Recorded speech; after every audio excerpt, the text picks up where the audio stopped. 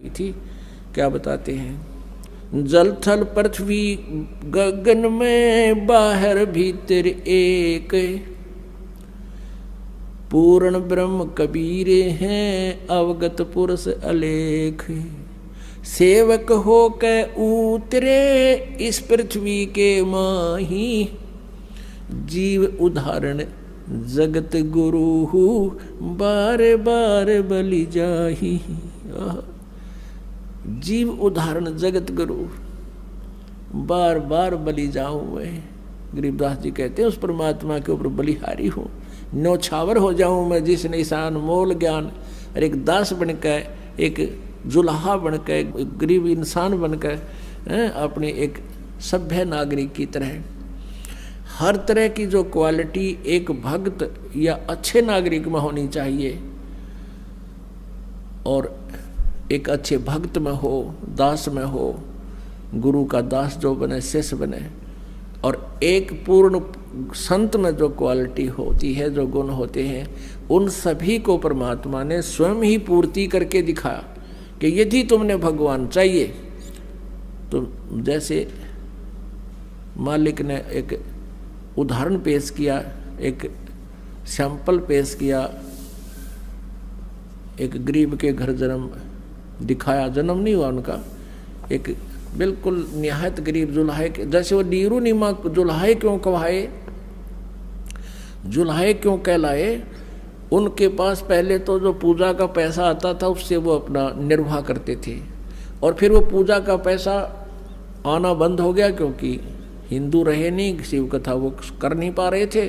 तो उन्होंने जुल्हे का काम शुरू कर दिया, क्योंकि सस्ते में शुरू हो जाता, 4 लठ गाडे और धागा पूरा और काम शुरू हो गया। वो खड्डी बना लिया करते थे। तो जिस कारण से कई वर्ष काम करते करते हो गए वो जुल्हा पक गए, नाम को जुल्हा कहलाने लगे।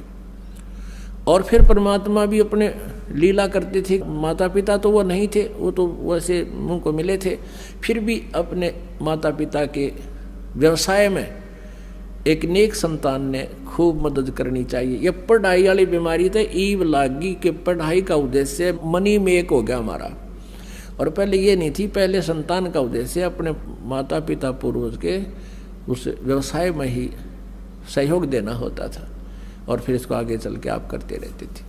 और वो ऐसे हम 4 युग बिताए, और तब भी हमारा बढ़िया गुजारा होता था। लेकिन अब ये शिक्षा मालिक ने दिलवानी थी हमारे को, और इस शिक्षा ने हमारे ऊपर बिजली गिर दी, हम बेईमान बना दिए, और हर तरह से पता नहीं के ये बना लूँ वो बना लूँ, और जो काम करना है उसको भूल गए। तो इसलिए हम 4 अक्षर किसी लैंग्वेज के समझ कर नो सोचा पता नहीं क्या बन गया, अंग्रेजी सीख लिया तो अंग्रेजी में बोल लगा, नो टीटी पाक जाएगा। अरे भाषा है, चाहे सिंपल बोल ले, आम आदमी बतला ले, इस तरह बात कर ले, और चाहे अंग्रेजी में बोल ले, अपना विचारों को दूसरे तक पहुंचाना। फिर हम बड़े प्रभावित होते हैं, बड़ा विद्वान है। पहले संस्कृत बोलने वाले से हम प्रभावित होते थे, ये गछामी गछामी कर देते, उसके मुंह का नहीं देखे जाते, कुछ समझ में आती नहीं, हनु कहते वाह भाई वाह बड़ा विद्वान है। ऐसे वर्तमान में 2-4 संस्कृत के सेंटेंस बोल देता है, नो तो कति एजुकेटेड पर्सन है, कोई बात हुई है।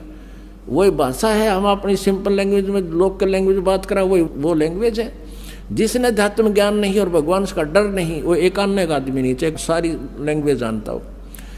तो कहने का भाव ये है कि परमात्मा ने वो एक अच्छे संतान वाली भी लीला करके दिखाई, और एक परम संत की भूमिका निभाई। पूरा अध्यात्म ज्ञान को अपना अमृतवाणी में खोल खोल कर बता दिया।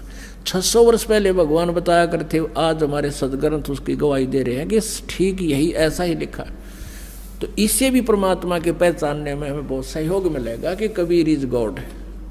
जिन वेदों को, पुराणों को, गीता जी को हमारे गुरु ब्राह्मण नहीं जान सके, ऋषि महर्षि नहीं समझ सके, और जिसको हम अनएजुकेटेड कहा करते थे, ये अज्ञानी लोग, ऋषि नकली महर्षि कहा करते हो, तो मूर्ख था, अज्ञानी था, अक्षर ज्ञान नहीं था, इसलिए उठपटांग भाषा बोला करता था, वेदों की निंदा करता था, देवताओं के बारे में गलत बोलता था। आज सारा का सारा जो मालिक ने बोला वही हमारे इन सदग्रंथों में लिखा हुआ विद्यमान है, जिनको हम शिरोधार्य मानते थे।